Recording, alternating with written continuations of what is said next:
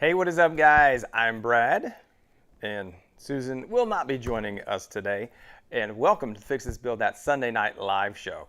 And yeah, this is an interesting one because our weekend has been crazy. We've had a lot of stuff going on, and the main thing is my daughter broke her arm down at her elbow, and so we've been at the ER, and Susan's with her right now. She's okay. It was Saturday. She broke her arm doing a cartwheel, and it was a really weird break right down at the elbow, and so it was like all kind of messed things up. So she had to get surgery, and they put like 3 pins in there, and now she's got like a full arm cast. So they stayed overnight last night and got checked out today. So as you can imagine, the weekend has been a little hectic. So Susan is in there with her right now. But she's doing much better, and I think she's gonna be okay. But yeah, just it was pretty nasty. I mean, not like it didn't look like too crazy. I mean, her arm did look crazy. Like I went out there, I went out and saw her, and it was like like kind of pointing the wrong way. I'm like, that doesn't look good. But she'll be fine, and it happens. So anyway, that's what's been going on with me this week, and gearing up for a big project outside. So from a project perspective, we've been outside working on some of that stuff, and that will be a new project coming down the pipe about some landscaping, and I'm gonna do a little gardening and pavers and retaining walls type situation. So that's what we got going on here. But I want to welcome a few members to the Builders Club, and we had Heath Phillips, Will at Beaglewood, Tom Paccioretti, and Amy Grahs. Thank you so much, guys, for joining the Builders Club, and they now get access to early access. Oh, I got like a beard hair in my mouth there. Sorry about that. Early access to videos, as well as shout outs in the lives, and at the ends of the videos, and free plans if you're interested in joining. You can head down to fixthisbuildthat.com/Builders Club. And a big thank you to those Builders Club folks that are here tonight. All right, who do we have here tonight? We got Tyrone and Daniel, Creative Builds. What's up? What's up? Call me Mac. Beaglewood. We got him right here. We got Will in the house, and another Will. Alan Isaacs Animation. What's up, dude? Welcome back. Welcome back. Brian Farth and Scott Walsh. What is up? Breaking a bone is on my bucket list. I've only broken one bone, like one major bone in my life. I've like jacked up like fingers and toes a bunch of different times, but I don't really count those. One major bone, I can't even remember which one it was. I was very young, and it was a break right up here. When I was playing soccer, I ran and I fell down and broke my bone. I was probably around the same age as my daughter. A little bit younger, I think. I was 7 or 8. She is 10 now. So apparently that is a very common age for kids to have broken bones, because at that point your ligaments are really strong, but your bones are like growing and soft, and so they can break and fracture more easily. So anyway, animation, I would not recommend it. 10 out of 10 would not recommend. So you go for it if you want to, but I would definitely not recommend it. All right. Oh, we got Mimi in the house. What's up, Mimi? Thank you for coming over and watching the kids, Mimi. I appreciate it. Vince A., what's up, my man?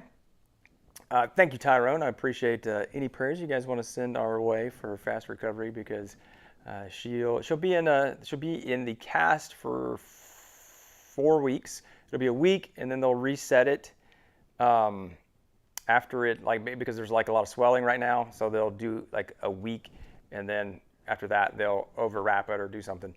And then that'll be another 3 weeks, so 4 weeks total in the cast. Then they take it out, and it's kind of light duty for 4 weeks. And then like 8 weeks out, she's good as gold, which I feel is like super crazy. Like 2 months, like it's just, you just like, I mean, it was like a nasty break. And then 2 months, you're brand new. The body's a pretty amazing thing. Oh yeah, animation. Yeah, free healthcare would be nice. I'm not looking forward to seeing what the doctor's bills are, because we had to go up to Vanderbilt Children's, which is amazing. It's a really great resource to have here, but it is super expensive. She was actually there 2 years ago for a freak accident where she lacerated her kidney. She's really good at these freak accidents. And the medical bills out of that were insane. Totally insane. It was like, for what it was. But it was like, I don't know, 60,000, something like that. And so we had to go through all these mitigation, or not mitigation, but arbitration type stuff. It was a disaster. So yeah, that must be nice to have free healthcare, because that is not what happens in these parts. That is definitely not what happens. Let's see here. Great ability. Shot a Braddale through your hand. Oh geez, at the age of 3 during your home reno. That, yeah, 3-year-old and a Brad nailer. Not a good mix. Not a good mix, man. Call me back. Thank you, my brother. Little 20 pesos over the house. Get some Coronas. I know. I haven't been doing like I've got a beer. It's not even a beer. It's like a drink, but I'm like so scared to drink it at this time of night. So the Mountain Dew. Have you guys seen Mountain Dew, or I don't know what they call it, hard Mountain Dew? Basically, it's like a Mountain Dew alcoholic drink. I've got one, but then like I realized like I don't need to be drinking and it's like a tall boy. It's like what you would expect from Mountain Dew, but it's like 24 ounces or something.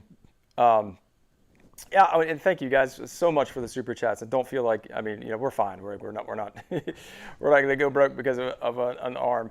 But I very much appreciate the donations. Beaglewood, thank you so much. I'll go get her a little treat with that money, because yeah. So anyway, the Mountain Dew is like, it's Mountain Dew with like liquor in it, I guess. And I feel like if I drink Mountain Dew with liquor in it at 8:30 at night, I'll be like, nothing good will happen. So maybe we need to do like a noon live, and I'll be like, all right, hard Mountain Dew, let's go. Yeah, that's probably pretty intense. Oh my gosh, Tyrone, a foot cast for 18 months. That is insane. Well, I guess if you have 4 surgeries and 4 months rehab, that is crazy. Yeah. And I tell you what, Mountain Dew I love Mountain Dew, but I can't drink Mountain Dew. Like if I drink a Dew after like 5 o'clock, I'll be up all night. So it's all good. Yeah. So anyway, this week I was cleaning up a bit. What I've been doing a ton of very recently is 3D printing. I've been doing so much 3D printing, and my middle guy just got a 3D printer, and he's like so I've got one. He wanted one because he wants to like make stuff and like sell things to his friends and sell things like online, and I'm like all about it. I'm like, yes, absolutely. And if he was wanting to do woodworking like that too, I'd do the same thing. So I think it's really cool. He's 11, and I think it's really cool that he's like interested in kind of like going after that little entrepreneurial spirit. Like, hey, I'm gonna like start selling stuff and making things and seeing if I can pay for the machine first of all, which by itself, that's awesome. I don't know, like if a lot of you, that's kind of how I got into woodworking, for like making things and selling them. Is I was like, you know what, I want to get into woodworking, but machines are expensive, right? Looking at even back then, this is like before saw stops. Like when I say back then, like early 2000s, saw stops weren't even out yet. But machines, like a table saw back then was a lot cheaper, but contractor saws maybe like $500. And I was like, oh man, I'll do that, but I want to spend $500, and then at that point, like at the drill press or new cordless tools, and so that's where I was like, all right, well, if I buy something, then I can make cutting boards or make little card holders and make little desks and little things for people. So I started off pretty small. When I say desk, like little writing desks and things, I never like went whole hog. But that's how I got started, kind of into the business of woodworking, was to pay for the tools. So I don't know if you guys have a similar experience, because that's where I started, and it was like that's the great thing about woodworking, is like the tools can pay for themselves, and obviously, can turn into a business as well. So it's really cool to see my son going through that same process, except, 3D printer, it's a tool as well. So it's all good as I'm really enjoying it. Pete Johnson, what's up, dude? Let's see here. A Black Pearl, I'm sorry, Mac, Jaeger and Red Bull. That sounds disgusting. Jaeger, let me think about that for a second. Jaeger, which is like super licoricey and strong, and Red Bull. See, like they probably they'd either counteract each other or it would just be like completely horrible. That sounds like an interesting one. I probably won't be having one of those anytime soon because I definitely do not have Jaeger in my house, and I rarely go to the bar anymore these days. Yeah, animation. The resin printers. He got an Ender 3 version 2, so a Creality Ender 3, which is like an inexpensive. It's kind of a budget entry one. I've got a very budget entry one. I've got an Anycubic i3, and so mine right now is only like $220. The one he bought, I think, is $260 after tax and everything. So I think it was like $235 before tax. But yeah, you can get into 3D printing so cheap these days. So cheap. It's really cool to see how far it's come. That there's like so many options out there that are really pretty good. And like that little one that I got, that's like $220 right now. It's great. I've printed so much stuff on it. I don't have anything out here right now, but I've been printing a lot of those organizers. So I did the video on how to organize drawers, and some of those were how to build those. Man, it's been so good. Like I would get a 3D printer just for storage and organization more than anything else. So if you've been thinking about getting one, I would highly recommend checking it out. Oh, Mac, you get a 3D printer for me. Mac, do you use resin? Because is a resin printer I assume you're talking about miniatures, minis. That's probably the term. My uncle was really big into miniatures. He was a big Warhammer 40K guy, and so I grew up playing miniatures with my uncle when we would visit him down in Florida. Accessories for smart cars and have paid off the machine. Oh, dude, that's really cool. Accessories for smart car. What do you mean accessories for smart cars, animation? Like, what is an example of an accessory for a smart car? I'd love to hear more about that. Vince A, building the drill station with custom 3D printed. 8-drawer organizer integrated. Always looking to mix woodworking 3D printing. Dude, that's fantastic. That's a great use. Like, because you can get the 3D printer. Like, you can get, like you can make a box in a drawer with wood, obviously. But you're probably going to use 1/2 inch, and it depends on what. Like I'm talking about like small, so I wouldn't really I would never 3D print first of all, my machine's not big enough, but like a big drawer. But if you're talking about like little drawers for this style, something like this. Obviously I'm just going to probably, if this is all integrated, buy something like this. But you could easily like 3D print something like make the box and then 3D print the little guys there, because that is such a perfect use. Yeah, I wish more people would get into it, because there's still a lot of people that are like, 3D printing, CNCs, like, whatever. Welcome to the 21st century, folks. Travis Porter, what's up, my man? Yeah, Vince, the Ender 3 is really nice. If you've not seen the Anycubic Mega S, it's actually really nice too. It's even. I was actually really surprised when I was helping my son put together his, because the Anycubic is it's got a lot more features than the Ender 3 V2, which is more expensive because it's got like dual Z motors and thread. So it's a dual, I'm trying to say, not dual axis, but it's like whatever, it's dually supported, versus like the Ender 3 only has support on the one side, and then the rollers, and then it's got like linear bearings instead of like the 2020 and the belt. It's got a filament runout sensor. It's got a little smaller build plate, but yeah, don't sleep on the Anycubic i3, like the Mega S. I've really enjoyed it. It's been a great little machine. Jaeger and Red Bull taste like a sweet tart. Now you're making me want to try this, Brian. I love sweet tarts. Pete, quick question: is Total Boat exterior finish better than the Helmsman you were previously using? Yes, 100%, Pete. Absolutely. I think I even got rid of the Oh, so this is probably so old. I've not used this. Actually, this one might be full.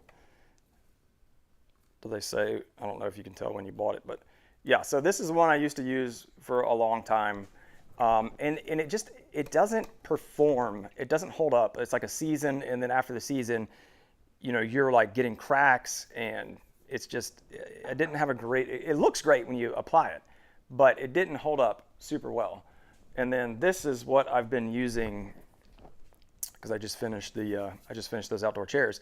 This is what I'm using now, and I mean you can tell, right, that this is marine spar varnish. So this is a much heavier duty. Now I don't know all the technical details of what makes this one. I'm assuming it's like the additives and the solids and whatever they have in it. Let me see here. I mean, I know they don't make it easy to figure out because they don't want people like backing into what they're doing. But yeah, this one doesn't even have any of the stuff in it. And this has got, yeah, I don't know, a lot of, it's got things in it and stuff. Let's see here, VOC, oh, that's interesting, VOC content.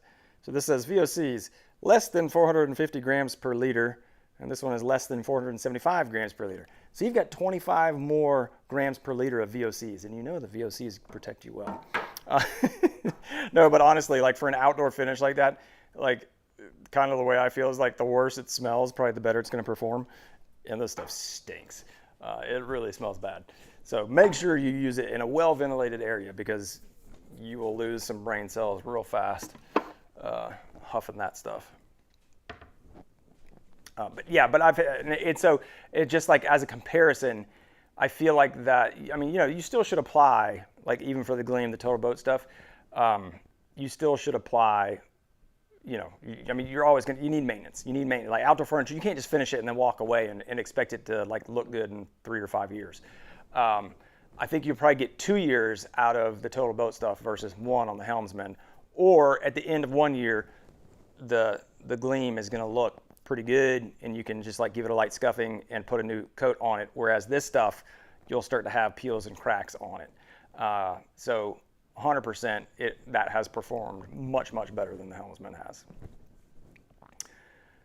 Let's see here, where were we at here? Resin printer is $140 same day prime. Dude, that's so good. I really want to get into resin print. I'm running out of space though. We've got three 3D printers now. They're all FDM. What does that stand for? I don't remember. Something discharge material. But yeah, I want to get into resin printing and see how that works as well. The Jaeger bombs. You guys are crazy, man. I wouldn't mind. I definitely would like to taste a Jaeger and Red Bull now. The sweet tart. I can do that. What else we have here? Scott's seen people 3D print a little drawer that goes on the end of a table saw fence rail. Ooh, that's smart. Yeah, like at the back, because it's like usually hollowed out, or at the front, I guess. Or the front. See, mine wouldn't work that way, but I could see 3D printing like a little hook on the side to have like a little pencil tray and stuff. And like people, will make ones out of wood. Maybe I'll have to do that, Scott. That'd be a good idea. That'd be kind of fun. Or like 3D print something that would be, well, I've got my little logo and stuff on there, but like if you had, like I've got a Biesmeyer style fence, if anybody even knows what that means anymore, because Biesmeyer's been out of business for so long. But and so it's like the middle is metal, and the sides raise up, maybe ½ inch-ish. And so if you like put something down in between there that had like little grooves for like a pencil and maybe like a little ruler or some kind of little setup block, that'd be pretty cool. Got me thinking, Scott. I like that a lot. Beaglewood, is there a big learning curve on the Ender 3? I think there's a big learning curve on any 3D printer. The learning curve is, so I'm just trying to think of, I want to answer this in a way, like yes and no. There, in one sense, like we got it set up, it probably took an hour to get it all set up and then all leveled. And like that, like if you've ever put together any kind of machine, pretty self-explanatory. There's some great videos online and you level it out and you can load a little thing and print it out, and boom, there you go. Bob's your uncle. You got your piece. And so from that perspective, it's like, yeah, you can get up and have your first print and like, yeah, I mean, the print took like an hour and a half or so, but you can start printing within like an hour. The learning curve, I think, in 3D printing comes in like getting past that. I'm printing things that other people have made. So that's like the biggest thing for 3D printing for me is that there's this website called Thingiverse, and there's another one called Thangs, and there's all these things where you can download. So the extension for 3D models, the most popular one is like STL, so .stl. So you can download something, and so much stuff out there. You can just download it and print it, and you don't do anything. You just load it in, hit the button to like, you get a slicer, which is software that basically dissects the model and then tells your printer how to make it through what they call G-code. And that's just telling, like, literally it's like XYZ axis and how much, when and how much filament to extrude. That's exactly what it is. Like, where should I be and how much filament should I be pushing through the nozzle and when should I be doing it? That is all that 3D printing is.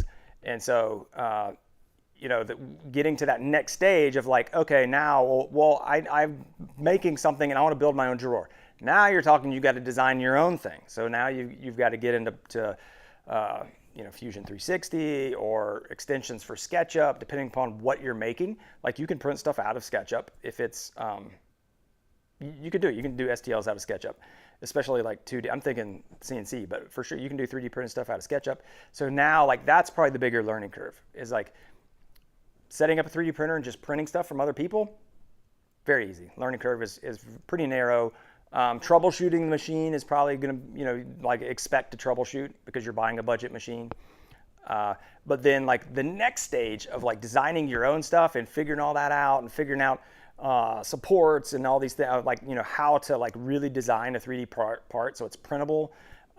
When you start getting into things, that's where the challenge comes in, and that's a much steeper learning curve. Now, I'm on that right now because I've been designing a lot of stuff.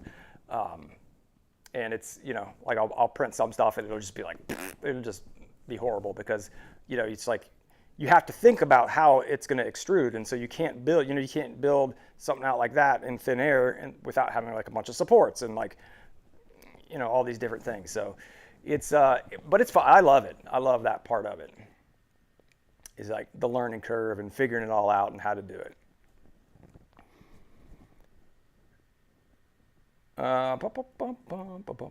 Let's see here. The slicer animation, I use Cura. Yeah, I use Cura. I think I want to get into Prusa's slicer because I think that is pretty powerful. But Cura has added a lot of new things. Actually, I just upgraded because I loaded it like a year ago, and then I hadn't upgraded since, and I upgraded it, and I was like, oh, there's some pretty cool features. So I do think Prusa's slicer's probably like got a lot more features in it, but I do like Cura because it seems like a lot of people make things for Cura versus for Prusa.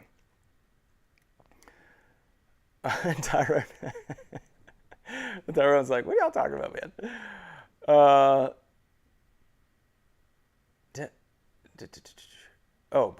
Mark. Oh, Spagnuolo. He did on his saw stop. I didn't see him do that. Or maybe I did. Maybe he did that, and I subliminally saw it. I didn't realize he did that. I know he's been 3D printing a lot of stuff. I know Nicole does a lot of 3D printing, but I didn't realize he did that. That's awesome. Fused deposition modeling. Thank you for FDM animations. Even the cheap 3D printers are easy to set up these days. Yeah, they are. From my experience, they are. Vince. Yeah, I know. I'm still trying to figure it all out, dude, so you're not alone. Katie, what's up? Just getting back into town. I like it. Dude, Will, speaking of 3D printing cement, I've seen it, like, I've seen, like, they'll print like houses, and like, it's crazy. They'll print like walls, and I've seen them print, like with concrete, they'll 3D print or cement. What's the difference between cement and concrete? I always forget. But I think, okay, cement is a component of concrete, I believe. Anyway, they'll 3D print like planter, like outdoor planners and stuff, or just like what I do. I'd like 3D print little boxes, like they're 3D printing huge boxes, or like vase style, like outdoor vases or big flower pots or whatever. There's some really cool stuff. I'm super excited to see where all this goes. Actually, now that I think about that, I've seen really big scale, like FDM style 3D printers. I can't wait to see like a really large scale resin printer. Do they have those? Is that a thing? That'd be cool. Like they just like resin print a car chassis. I got a fly in here. He's like running into the light. This is great. Katie, Susan is not here. I thought my mind saw Susan in here, but nobody said anything about Susan. But anyway, I'll tell you. She's not here. She's inside because my daughter broke her arm. So yes, so if you join late, Susan's not here because she's inside hanging out with my daughter who broke her arm yesterday, had surgery today. She had to stay overnight, and they didn't have the people ready for it. 3 pins in her elbow, or it's in her humerus, I guess, right above her elbow. And yeah, 4 weeks in a cast. But everything went great. She's on the mend already. Spirits are much, much better than they were, obviously, before she got her surgery, because she was in a lot of pain. But now she's doing good. But hopefully, tonight and tomorrow night will be the most important, just for like swelling and that kind of stuff. So hopefully she doesn't get in a lot of pain, because that can happen. I want to see a 3D printed house. I've seen people talking about. I don't even know how they do. I've seen like the big things, but like how would they do? I mean, I guess they could do a section at a time, like a room at a time. But I'd love to see how they do like the exterior walls. Like, how does that work? Is it like when you do like infill? It does like a triangle pattern or a cubic pattern, or I don't know. It's so cool. I'm all about 3D print everything.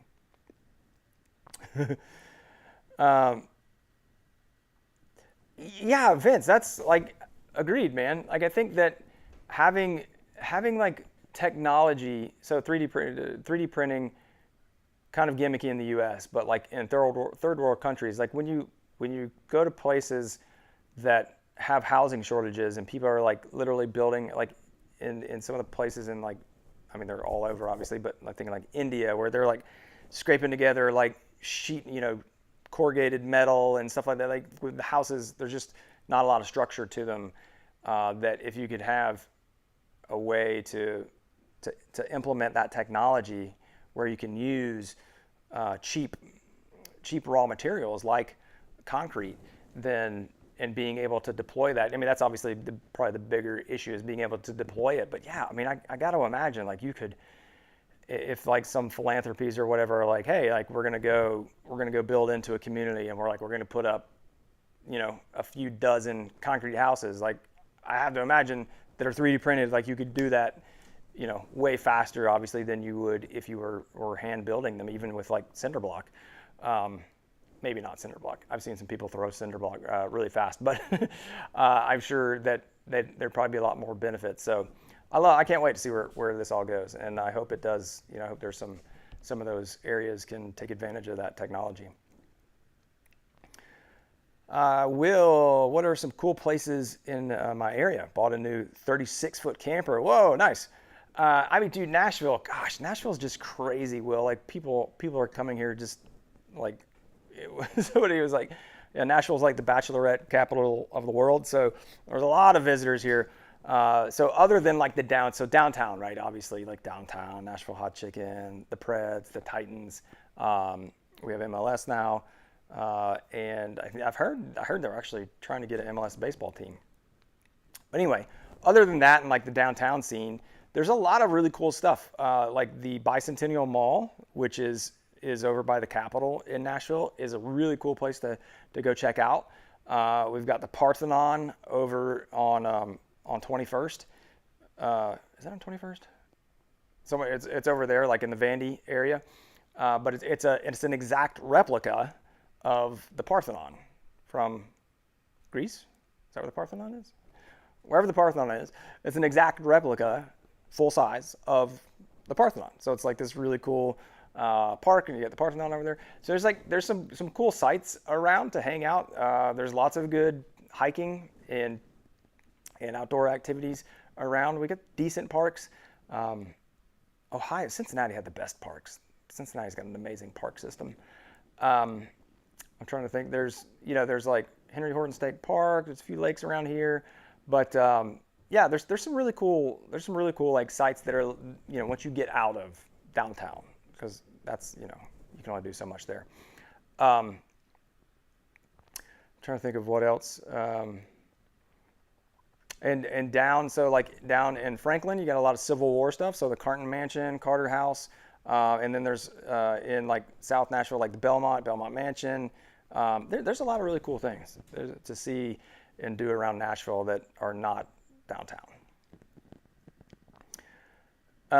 All right, what else do we got here? What else do we have here? The lumber. Oh, Katie's back on the lumber wagon. Lumber's back up over $1,000, and it was just under 900. I just don't even know what to do anymore, Katie. I just close my eyes and buy it, and it's like I don't. It's like spinning the roulette every time we go out to buy lumber. Like, how much is it going to be this week? Walk in the door. Oh, okay. There it is. I wonder, just a treehouse place in Tennessee. I don't know. Will, I've not heard about that. I'm going to look because I have the one of the things. So it's been a sponsored thing, which has been great, but it's allowed me to find it is the Home Depot Pro Extra. So they are a sponsored thing. I didn't know about it. And one of the things that they have on there is like lists. And so that's what I love doing now is like I go into my app and now I can hit plywood pricing and it'll show me the pricing of plywood. So let's see here. So right now, oh wow, that has gone up. So 3/4 inch, this should be the new thing, Katie. You tell me the price and I'll tell you the actual, we'll go with the Home Depot price. So Home Depot price today in my area is $79 for a 4x8 sheet of birch. A 4x8 sheet of birch plywood is $79. The maple is $82.88. That is the first time it's been over $80. It used to be $55. It was $55 for the longest time, and it's gone up. Even like in that first round, it was like $55 maybe like 6 months ago. The plywood, it's just now really gone up. Sand apply is $71, and radiata pine is $65. Let's see how much the 2x4s are. 2x4s, oh my gosh, 2x4s. Wait, what? It says not sold. 2x4s are $7 here, $6.98. There you go. Now you know.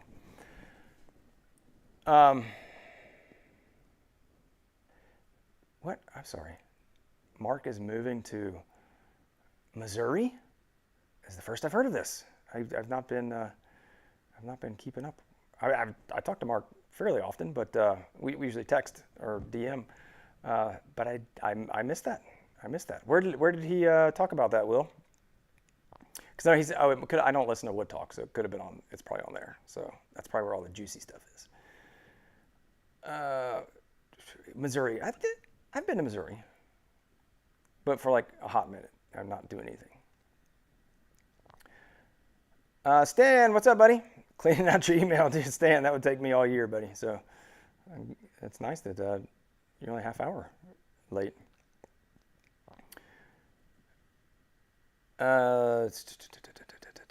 Prices are back to normal at the UK. That's nice animation because they sure ain't here. Yeah, Scott, the funny thing is that, yeah, the hardwood prices, I feel like the construction grade lumber has, not like I feel like it is. The construction grade lumber has gone up way faster than the hardwoods. And so now that gap in between, like, yeah, getting some 2x4 material versus going out and getting some cedar or walnut is way, is way faster. All right, we have a situation upstairs. I was going to try to keep it short because I want to make sure that I can go out and help Macy out. Let's see, but let me hit some of these questions here. Let's since it was Easter. Katie, we do Easter, we've done Christmas, we've done everything. So, but we will be next week. So I'm lots of people coming on late. That's fine. No problem. But I am going to go because I just got a text from Susan. She needs my help. So I'm going to go up there. Thanks for hanging out with me, guys. And thank you for any thoughts and prayers for my daughter. She broke her arm, but she's okay. She's going to be all good. And hope you guys have a great week. Try to avoid the lumber. Start 3D printing. And get out there and build something awesome this week. We'll catch you next guys. We'll catch you next Sunday. See you guys. Have a good night.